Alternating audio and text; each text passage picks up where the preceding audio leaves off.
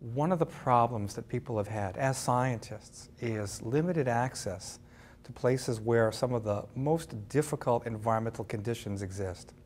We found that because the emergency response and the nature of the way it's been controlled by BP and even sometimes by Unified Command, we're not getting enough scientists on the ground with full access to get the environmental samples we need. If we don't get the data, then we can't be making valid decisions about what's happening in the Gulf of Mexico.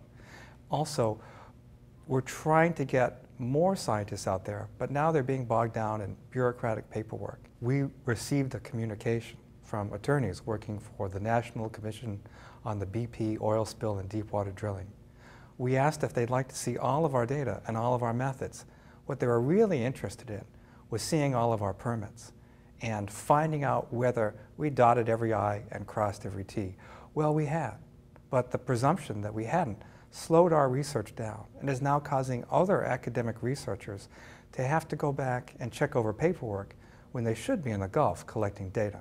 We found that because of our experience working in the field, that in the end we've been able to get access to every location that we wanted to find samples. We've also found that because we had all of our permits in advance, the National Commission has actually backtracked and said that they deeply regret any misunderstandings about the permit situation. But you shouldn't have to deal with this kind of a burden, whether it's paperwork or whether it's having to talk to multiple overlapping security agencies just to get the environmental samples that these scientists are clearly qualified to be taking. We're working in the public arena. We're looking at public waters and public beaches. Scientists should be able to get those samples without hindrance.